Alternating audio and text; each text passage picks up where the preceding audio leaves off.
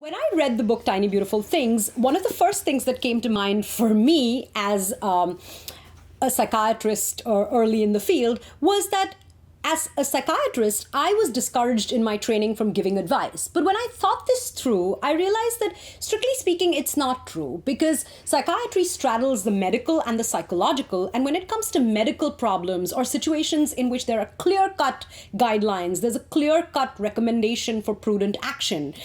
We do give advice. So, for instance, it would be actually quite criminal for us to soft pedal the use of an antidepressant when somebody is clearly depressed and needs medication. Ditto for schizophrenia, for bipolar disorder, hospitalization, situations of self-harm or harm to others. Certainly there's a very clear-cut course of action, or even substance abuse where the answer is pretty clear, an intervention like rehab or cessation of the substance abuse, essentially. So there are some situations in which we do give advice, but when it comes to psychotherapy, there are different modalities. There are different types of psychotherapy. There are some in which recommendations are given much more clearly and unequivocally.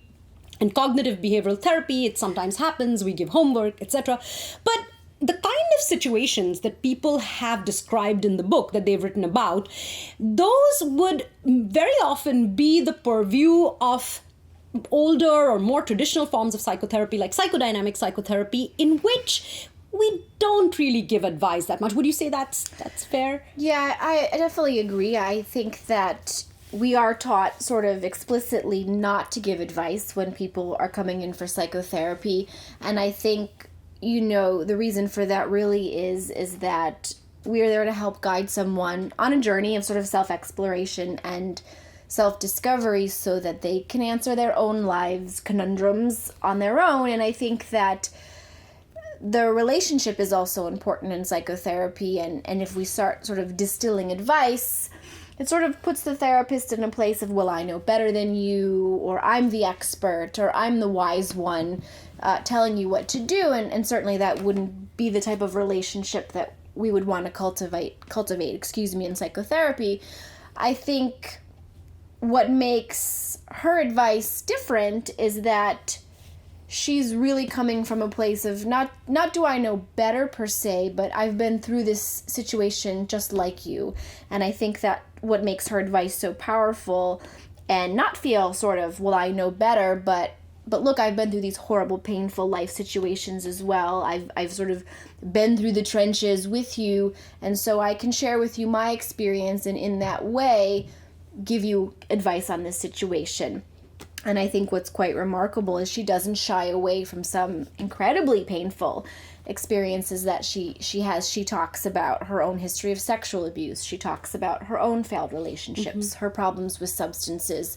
She talks about her mother's death, her own experience of grief, and just her own shortcomings, situations she went into, thinking she knew what she was doing, only to find out later that she didn't. And I think coming from this place of empathy, this I feel what you feel type of empathy enables her to give advice in a way that doesn't seem sort of, well, I simply know better, and that's why I'm telling you what to do. So I think that's what makes the book so sort of powerful. No, absolutely. And just in terms of reflecting on the difference between advice and psychotherapy, one thing that comes to mind for me is also that one of the very powerful principles that comes into play in psychotherapy is the idea that people often do things for reasons that they're not consciously aware of. So sometimes people in such situations, they come into therapy with a certain presenting problem or certain presenting complaint, but the actual problem is something much deeper. It's something that they're not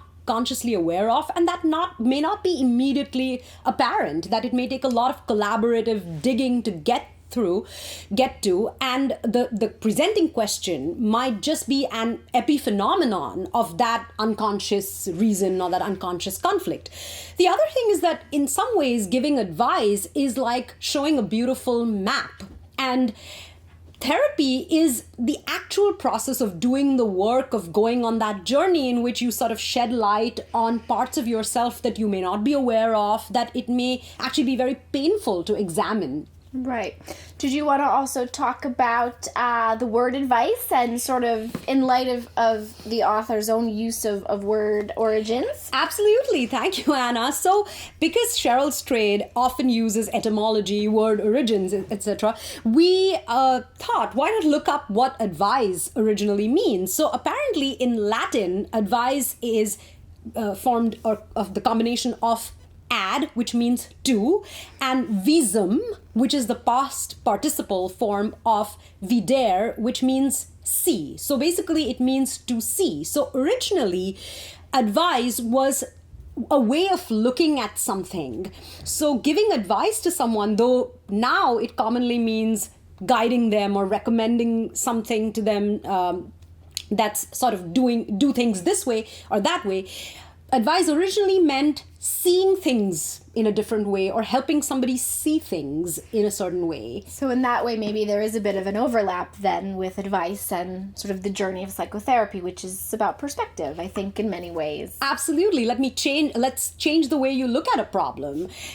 It may not be about what it seems to be about. No, absolutely. So one thing you talked about, Cheryl Strayed, was how she uses self-disclosure to empathize with people. Yeah. And a common word or a common phrase that has been used to describe her is radical empathy, or that she's radically empathic. So in this next section, let's talk about empathy.